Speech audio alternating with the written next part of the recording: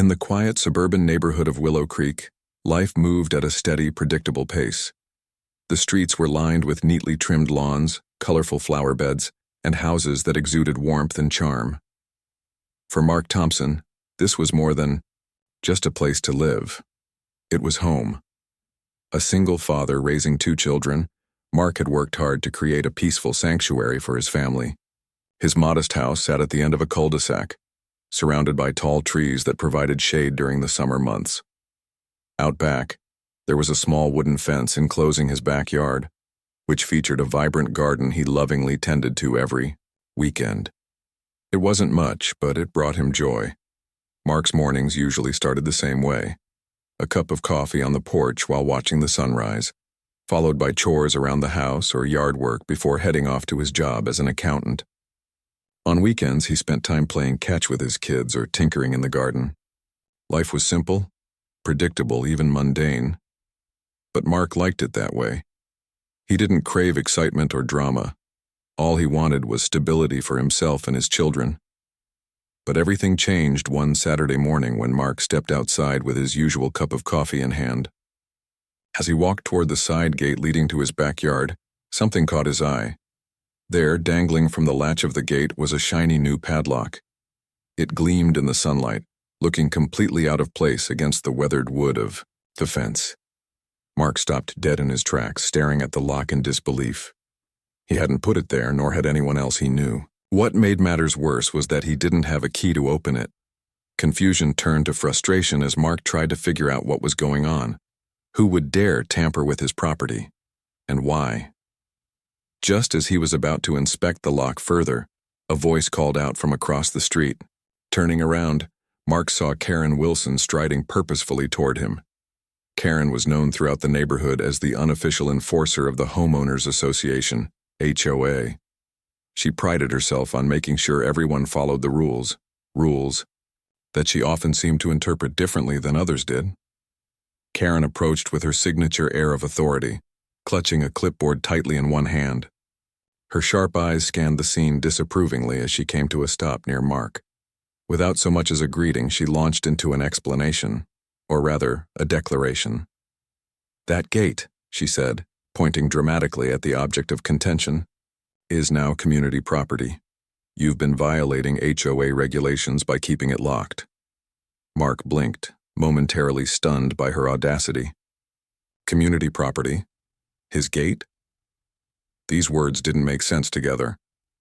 He opened his mouth to respond, but Karen cut him off before he could get a word in. "I installed the lock myself," she continued, her tone smug. "It's for the benefit of the entire neighborhood. We can't have private barriers restricting access to communal spaces." Private barriers. Communal spaces. Mark felt like he'd stepped into some alternate reality where logic no longer applied. This was his property, not some shared space belonging to the HOA. How could Karen claim otherwise?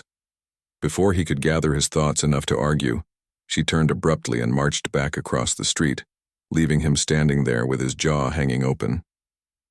As the initial shock wore off, anger began to simmer inside Mark. Who did Karen think she was, barging onto his property and installing a lock without permission?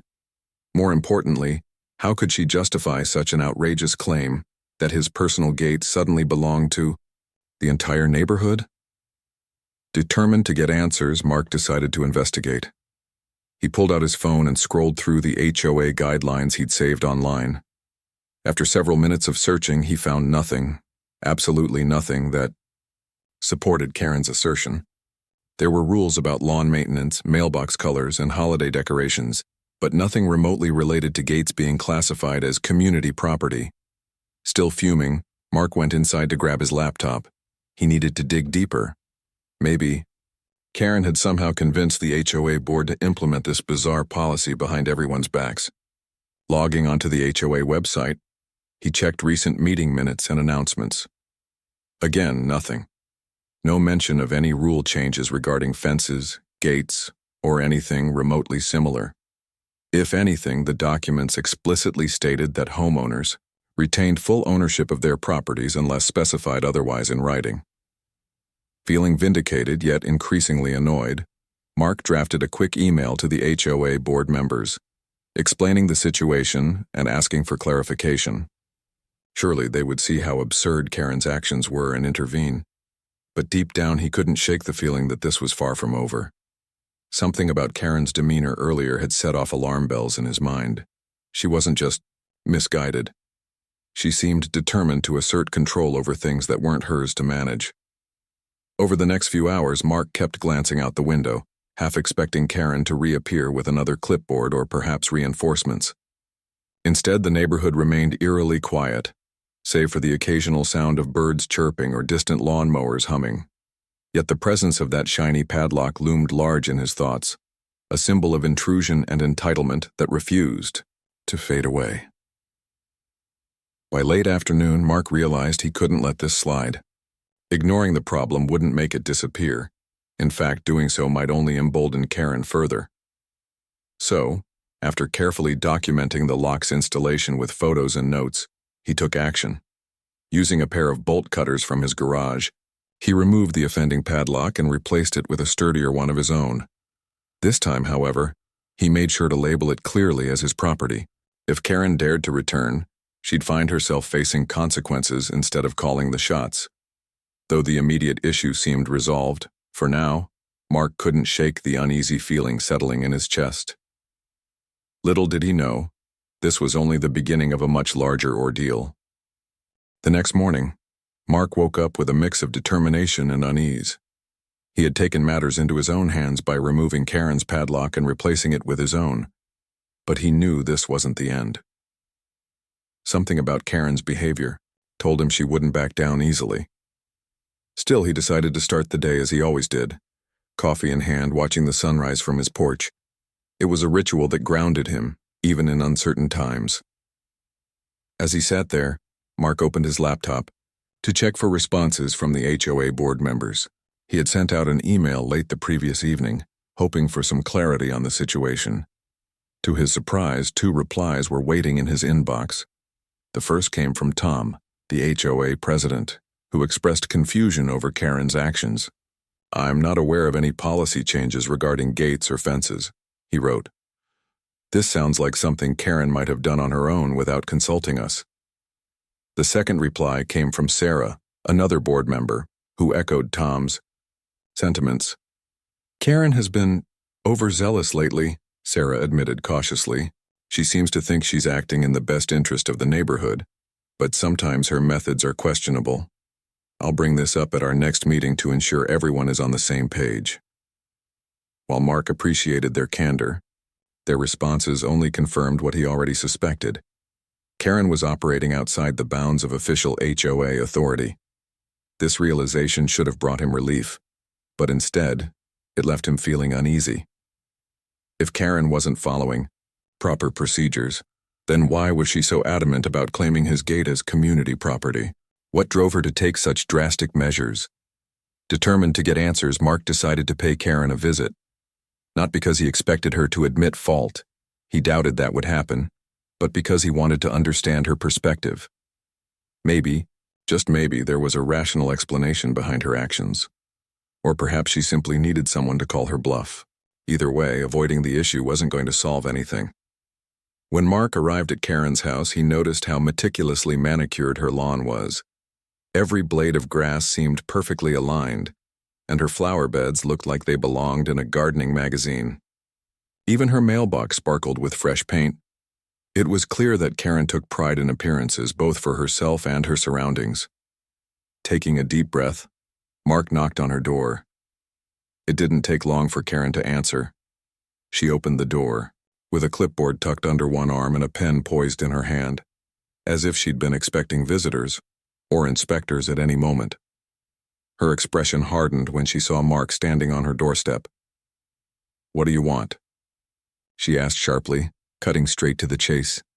"I wanted to talk about the lock you put on my gate," Mark replied calmly, though his grip on his coffee mug tightened ever so slightly. "You said it's community property, but I haven't found any rules supporting that claim. Can you explain where you got the idea?" Karen crossed her arms and pursed her lips, clearly unimpressed by his question. "It's simple logic," she began, her tone dripping with condescension. Your gate leads to a shared pathway between houses. That makes it communal space, whether you like it or not. By keeping it locked, you're restricting access for others who may need to use it. Mark blinked, trying to process her reasoning. Shared pathway? Communal space? He had never heard of such a concept before, nor had he seen anyone using the narrow strip of land behind his fence. Most neighbors respected each other's boundaries, sticking to sidewalks and driveways rather than wandering through private yards. But Karen seemed convinced that these invisible lines didn't exist, or worse, that they shouldn't. Look, Karen, Mark said, forcing himself to remain patient. I understand wanting to keep things fair for everyone, but this isn't about fairness, it's about ownership. My gate is part of my property and I have every right to secure it however I see fit. Besides, I haven't received any complaints from neighbors about needing access to my backyard. Karen scoffed, shaking her head dismissively. That's because people don't know their rights yet. Once they realize how much easier life could be with open access, they'll thank me for taking initiative. You're just being selfish, Mark. Holding on to outdated notions of privacy won't benefit anyone. Her words struck a nerve, but Mark refused to let her provoke him. Instead, he changed tactics, appealing to reason rather than emotion. Even if we set aside the legalities for a moment, installing a lock without permission is still trespassing. And removing it without consulting the HOA board undermines whatever point you're trying to make. Doesn't that seem counterproductive, Pranam? A brief second, Karen hesitated. Her confident facade faltered, revealing a flicker of doubt beneath the surface. But just as quickly, she regained her composure, narrowing her eyes at Mark. Fine, she snapped. If you're so concerned about rules, then let's settle this the right way. I'll raise the issue at the next HOA meeting and see what everyone else thinks. Let them decide whose side to take. With that, she slammed the door shut, leaving Mark standing awkwardly on her porch. As he walked back home, he couldn't help but feel unsettled. While Karen's promise to involve the HOA board sounded reasonable enough, he knew better than to trust her completely. She thrived on drama and conflict, often twisting situations to suit her narrative. Who knew what version of events she'd present at the meeting? Over the next few days, Mark kept a close eye on Karen's movements. True to form, she wasted no time stirring up trouble. Armed with her clipboard and camera phone, she began patrolling the neighborhood, documenting every minor infraction she could find. Overgrown hedges? Check. Mismatched curtains? Check. A toy left on a front lawn overnight? Definitely worth noting. Neighbors quickly grew wary of her presence, avoiding eye contact or pretending not to hear her knocks on their doors. Despite her antics, Mark tried to stay focused on more productive tasks. He consulted a lawyer friend named Lisa, explaining the situation in detail and asking for advice. Lisa listened intently, nodding thoughtfully as Mark recounted Karen's claims and subsequent confrontation. When he finished, she leaned back in her chair and offered reassurance. Legally speaking, you're in the clear here, Lisa said confidently. Installing a lock on someone else's property without consent constitutes trespassing. Plus, unless there's written documentation stating otherwise, your gate remains your personal property. If Karen tries to escalate this further, she's opening herself up to potential liability. Relieved by Lisa's assessment, Mark felt a renewed sense of confidence. With legal support on his side, he decided to document everything meticulously. Every interaction with Karen, every email exchanged with the HOA board, and every step he took to address the situation. He also installed a security camera near his gate, ensuring he had visual evidence in case Karen attempted to tamper with it again. Meanwhile, rumors about Karen's behavior spread throughout the neighborhood. Some residents found her actions amusing, while others viewed them as intrusive and unnecessary. At the grocery store, Mark overheard snippets of conversations between neighbors discussing Karen's latest crusade. "Did you hear about Karen and the gate?" one woman whispered to another. "She's really lost it this time." Though Mark sympathized with their frustration, he couldn't help but feel sorry for Karen. Somewhere along the line, her desire to enforce order had spiraled out of control, turning her into a caricature of herself. Still, sympathy didn't excuse her behavior. If anything, it made him more determined to stand his ground and protect his property, not just for himself but for the sake of setting a precedent in the community. As the days passed, anticipation for the upcoming HOA meeting grew. Mark knew it would be a pivotal moment, one that could either resolve the dispute peacefully or escalate it further. Whatever happened, he vowed to approach it with calmness and clarity. After all, this wasn't just about a gate anymore. It was about principles, boundaries, and the importance of respecting one another's rights. Little did Mark know, the drama was far from over. In fact, Karen had already begun plotting her next move, unaware of the consequences awaiting her. The day of the HOA meeting arrived and tension hung thick in the air.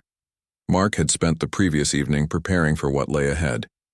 He reviewed his notes, double-checked the legal advice he'd received from Lisa, and rehearsed how he would present his case to the board and the neighbors.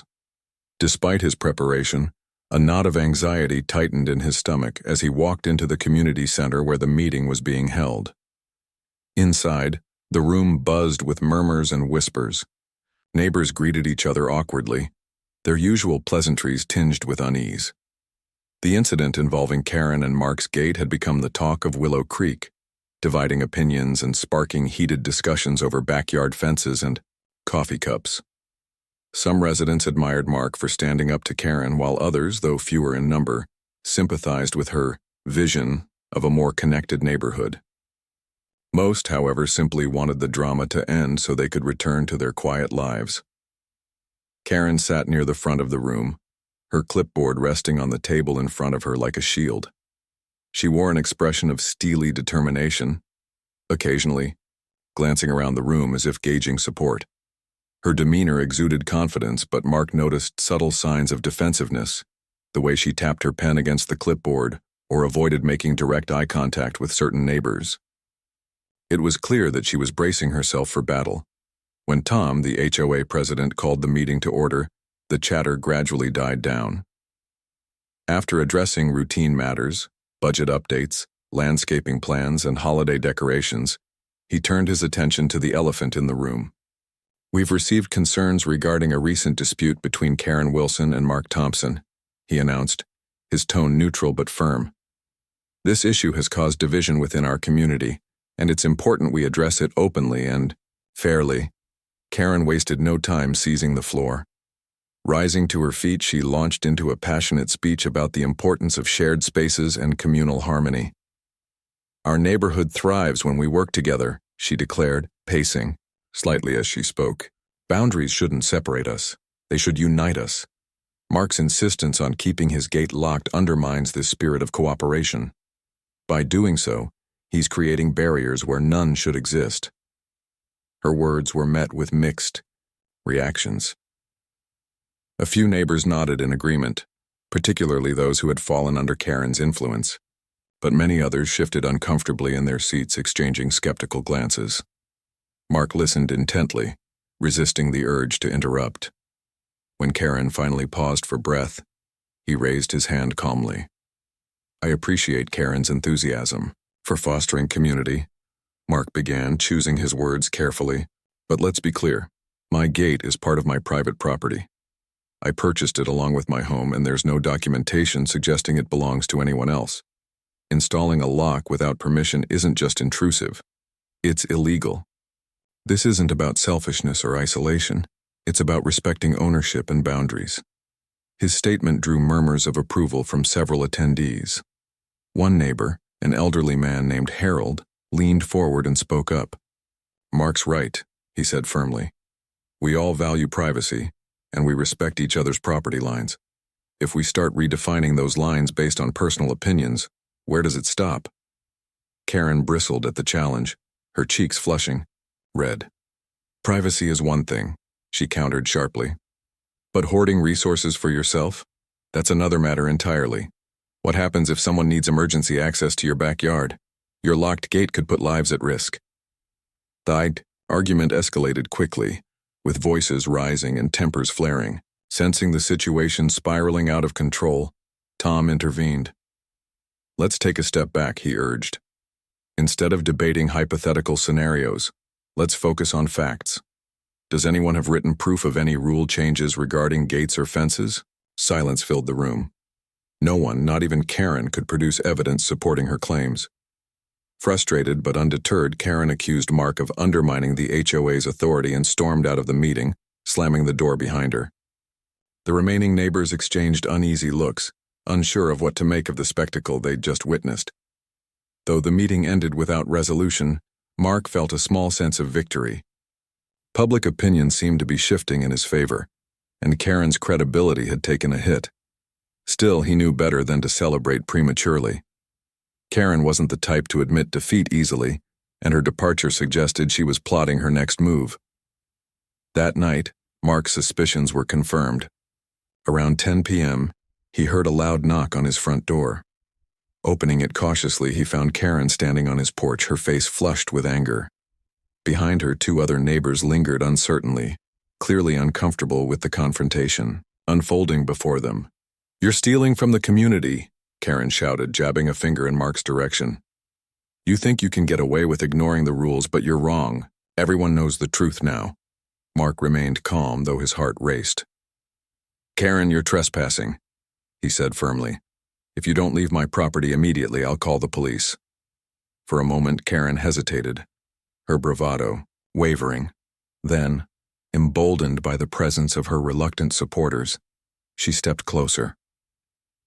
"Go ahead and call them," she sneered. "See if they side with you when they hear about your selfish behavior." Realizing the situation could escalate further, Mark didn't hesitate. He pulled out his phone and dialed 911, explaining the circumstances to the dispatcher. Within minutes, flashing lights illuminated the street as patrol cars pulled up outside his house. Officers approached cautiously, separating the parties and asking for details. As Mark recounted the events leading up to the confrontation, Karen grew increasingly agitated. She insisted she was acting in the best interest of the neighborhood, accusing Mark of fabricating lies to discredit her. The officers listened patiently, taking notes and examining the security footage Mark had captured earlier. It didn't take long for the truth to come to light. The video clearly showed Karen sneaking onto Mark's property late at night to install the original padlock, a blatant act of trespassing. Confronted with undeniable evidence, Karen's defenses crumbled. The officers issued her a warning for unlawful entry and advised her to avoid further confrontations. Humiliated and defeated, Karen retreated to her car, refusing to meet anyone's gaze. Her reluctant supporters followed suit, muttering apologies to Mark as they left. As the commotion subsided, Mark closed his front door and leaned against it, exhaling deeply. Though the immediate threat had passed, he couldn't shake the lingering tension in the air. In the days that followed, whispers of the incident spread throughout Willow Creek. Neighbors who had once dismissed Karen's behavior now viewed her with suspicion and disdain. Some even reached out to Mark, offering words of encouragement or thanking him for standing up to her bullying tactics. Slowly but surely, the tide of public opinion continued to shift. Despite the progress, Mark knew the ordeal wasn't over. Karen might have backed off temporarily, but her pride and perhaps her desperation would likely drive her to retaliate in some form. Until then, he remained vigilant, ensuring his property was secure and documenting every interaction related to the dispute. What Mark didn't realize, however, was that Karen had already taken steps to escalate the situation beyond the neighborhood. Unbeknownst to him, she had filed a formal complaint with local authorities, alleging theft of community property and demanding action against him. Little did Mark know, this seemingly minor accusation would soon spiral into a legal showdown neither of them anticipated. The weeks following the late-night confrontation at Mark's house brought an uneasy calm to Willow Creek. Neighbors went about their daily routines, tending to gardens, walking dogs, and chatting over fences. On the surface, life seemed to return to normal. But beneath the quiet exterior, tension simmered. Mark couldn't shake the feeling that Karen was plotting her next move, even though she had retreated from public view after her humiliating encounter with the police. What Mark didn't know, at least not yet, was that Karen had been quietly working behind the scenes. Fueled by embarrassment and a burning desire to prove herself right, she had filed a formal complaint with local authorities. In her version of events, Mark wasn't just a homeowner defending his property. He was a thief who had stolen something that rightfully belonged to the community. Her accusations were bold, dramatic, and entirely baseless, but they carried enough weight to trigger an investigation. One afternoon, as Mark was watering his garden, a uniformed officer knocked on his front door. Startled, he set down the hose and approached cautiously. The officer introduced himself as Detective Harris and explained that he was there to discuss Karen's allegations. "She claims you removed a lock installed for the benefit of the neighborhood," Harris said, flipping through his notes. "She says it constitutes theft of community property." Mark blinked, momentarily stunned. He had expected Karen to retaliate in some way, but this was beyond anything he could have imagined. Taking a deep breath, he invited the detective inside and began explaining the situation from his perspective. For nearly an hour, he walked Harris through every detail: the unauthorized installation of the padlock, the HOA meeting, the security, footage showing Karen trespassing, and the legal advice he'd received confirming his rights as a property owner. Detective Harris listened intently, nodding occasionally, but keeping his expression neutral. When Mark finished, the officer asked to see the evidence supporting his claims. Mark led him to his computer and played the surveillance video, pointing out key moments where Karen could clearly be seen tampering with his gate. He also showed copies of emails from the HOA board members, all of whom stated they were unaware of any rules allowing Karen to declare his gate community property. Harris studied the materials carefully before speaking. "This is helpful," he said finally. "Based on what I've seen so far, it looks like Ms. Wilson may have acted outside her authority. However, given the seriousness of the allegations, we'll need to investigate further. I'll speak with her and review any additional evidence she provides." Though relieved that the detective seemed skeptical of Karen's claims, Mark couldn't help but feel uneasy. He knew the legal process could drag on for weeks or even months, and he worried about how much time and energy it would consume. Still, he resolved to stay patient and cooperative, trusting that the truth would ultimately prevail. Meanwhile, Karen was busy rallying support for her cause. Determined to paint herself as the victim, she reached out to several neighbors, urging them to back her story. Some ignored her calls or politely declined to get involved, unwilling to take sides in such a contentious dispute. Others, however, felt pressured into compliance, either out of fear of retaliation or because they believed Karen's narrative. Among those who reluctantly supported her was Linda, a soft-spoken woman who lived 2 houses down from Mark. Though she privately disagreed with Karen's methods, she feared becoming the next target if she refused to comply. So, when Karen asked her to sign a statement corroborating her claims, Linda hesitated only briefly before agreeing. It was a decision she would later regret. Karen collected similar statements from a handful of other residents, cobbling together a flimsy case designed to cast doubt on Mark's credibility. She presented these documents to Detective Harris during their interview, insisting they proved widespread dissatisfaction with Mark's actions. But upon closer examination, the statements revealed glaring inconsistencies. Some contradicted each other, while others lacked specific details altogether. It became increasingly clear that Karen's evidence was more fiction than fact. As the investigation unfolded, the community found itself divided once again. Those who had initially dismissed Karen's behavior now grew frustrated with her refusal to let go of the issue.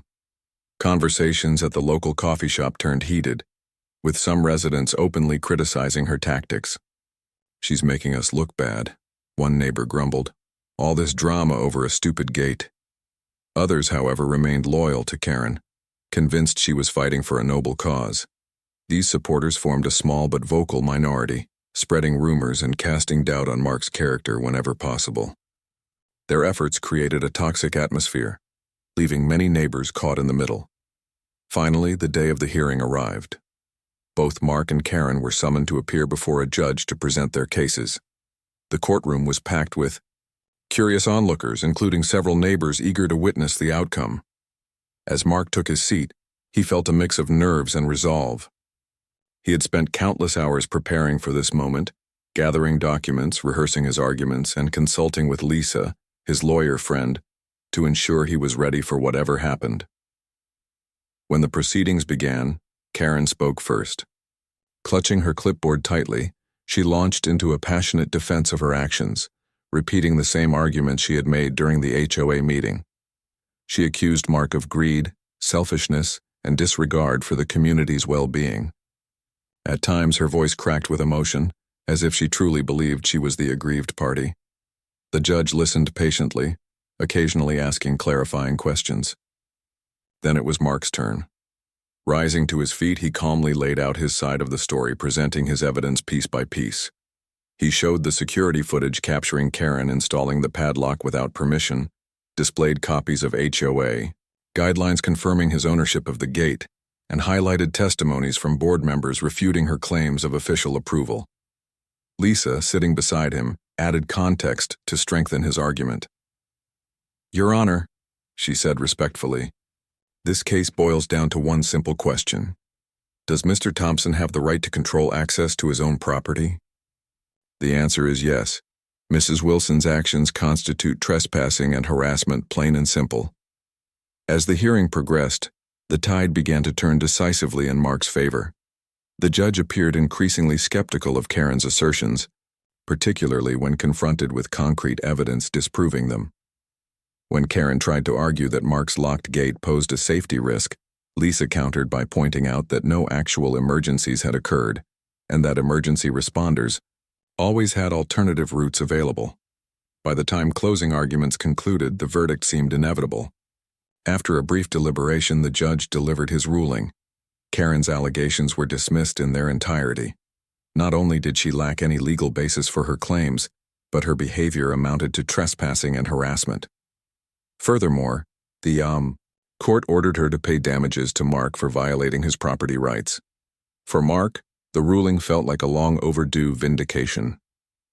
As he left the courtroom, he exchanged smiles with Lisa and a few supportive neighbors who had attended the hearing. While the victory was satisfying, it also came with a sense of relief. The ordeal had taken its toll, both emotionally and financially, and he was eager to put it behind him. For Karen, the defeat was crushing. Humiliated and disgraced, she avoided eye contact with everyone as she hurried out of the courthouse. Back in Willow Creek, her reputation crumbled overnight. Once feared and respected, or at least tolerated, as the HOA enforcer, she became a pariah, a cautionary tale of what happens when ambition overrides reason. Yet despite the outcome, Mark couldn't help but reflect on the broader implications of the dispute. What started as a minor disagreement over a gate had spiraled into a full-blown legal battle, dividing neighbors and straining relationships. It served as a reminder of how quickly conflicts can escalate, and how important it is to handle disagreements with patience, respect, and understanding. As he returned home that evening, Mark stood on his porch and looked out at the cul-de-sac, bathed in golden sunlight. For the first time in weeks, he felt a glimmer of hope. The road ahead wouldn't be easy, but he was determined to rebuild trust within the community, and maybe, just maybe, foster a sense of unity that extended beyond fences and gates. The days following the court ruling brought a mix of emotions for Mark. On one hand, he felt an immense sense of relief that justice had been served. The judge's decision wasn't just a personal victory, it was a clear affirmation of his rights as a homeowner and a reminder to everyone in Willow Creek about the importance of respecting boundaries, both physical and social. But on the other hand, the ordeal had left its mark. Months of tension, sleepless nights, and constant worry had taken their toll. Mark knew that healing would take time, not just for him, but for the neighborhood as a whole. Karen, meanwhile, retreated from public life almost entirely. After her humiliating defeat in court, she became a ghostly presence in Willow Creek.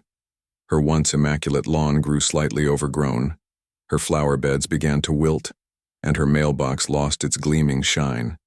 Neighbors whispered about her behind closed doors, speculating whether she planned to sell her house and move away. Some hoped she would, believing it was the only way to restore peace to the community. Others felt a pang of sympathy, recognizing how far Karen had fallen from her former pedestal as the self-appointed guardian of the HOA. Despite the gossip, Karen made no public apologies or attempts to reconcile with her neighbors. Instead, she kept to herself, emerging only for essential errands. When she did venture out, she avoided eye contact and walked briskly, as if trying to escape notice. It was a stark contrast to the confident, domineering figure who had once patrolled the streets with her clipboard, issuing directives and demanding compliance. In many ways, Karen's downfall served as a cautionary tale, a reminder of what happens when someone allows ego and entitlement to overshadow reason and respect. For Mark, moving forward meant more than simply putting the dispute behind him. He recognized that the rift caused by Karen's actions had affected the entire neighborhood, creating divisions that wouldn't heal overnight. Determined to foster unity, he decided to take small but meaningful steps toward rebuilding trust.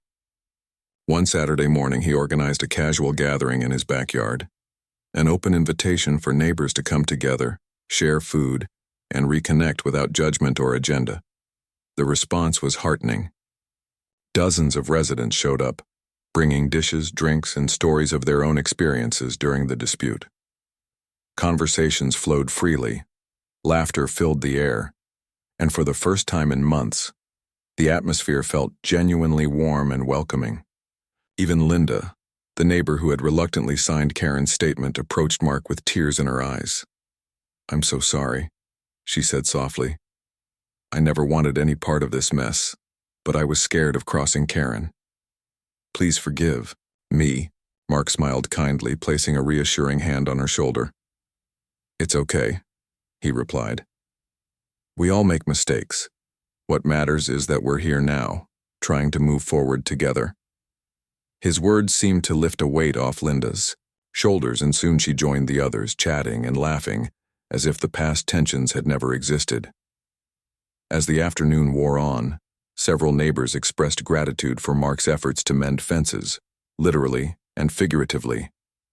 Harold, the elderly man who had spoken up at the HOA meeting, raised a glass in a toast. "To Mark," he declared, his voice steady and sincere, "for standing up for what's right, even when it wasn't easy, and to all of us, for remembering that our strength lies in sticking together, not tearing each other apart." The applause that followed was heartfelt, a testament to the resilience of the community.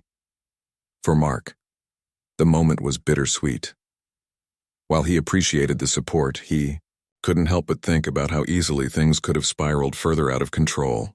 If not for the security footage, Lisa's legal advice, and the courage of those who stood by him, the outcome might have been very different. In the weeks that followed, life in Willow Creek slowly returned to normal, or at least a new version of it. Neighbors resumed their routines, waving hello as they passed each other on the street and sharing friendly banter over backyard fences. The drama surrounding Karen's actions faded into memory, though it remained a topic of occasional conversation. Some joked about gifting Mark a new gate as a gesture of solidarity, while others suggested renaming the cul-de-sac Unity Lane in honor of their renewed commitment to cooperation. Karen's eventual fate remained uncertain. Rumors circulated that she had listed her house for sale, though no "for sale" sign appeared in her yard. Whether true or not, her absence from neighborhood activities spoke volumes. Without her constant meddling, the HOA meetings became shorter, less contentious, and more productive. Tom, the president, joked that they should send Mark a thank you card for unintentionally streamlining the process. For Mark, the experience served as both a challenge and a lesson. He emerged stronger, wiser, and more aware of his rights as a homeowner. At the same time, he gained a deeper appreciation for the value of community and the responsibility that came with being part of one.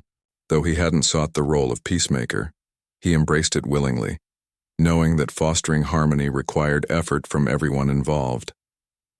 One evening, as he sat on his porch watching the sunset, Mark reflected on how much had changed since the day he discovered Karen's padlock on his gate. Back then, he'd been a quiet, unassuming man focused solely on providing stability for his children. Now, he was something more, a symbol of resilience and integrity in a neighborhood learning to rebuild itself. His thoughts drifted to Karen, wondering where she was and how she was coping. Despite everything, he harbored no ill will toward her. He understood that people sometimes acted out of fear, insecurity, or misplaced ambition. While her behavior had caused harm, he hoped she found peace wherever she ended up. After all, holding on to anger would only prolong the pain, and Mark was done with that chapter of his life. As darkness settled over Willow Creek, Mark leaned back in his chair, savoring the quiet hum of crickets and distant laughter from nearby. Homes. Life wasn't perfect, it rarely was, but it was good enough. And for now, that was enough.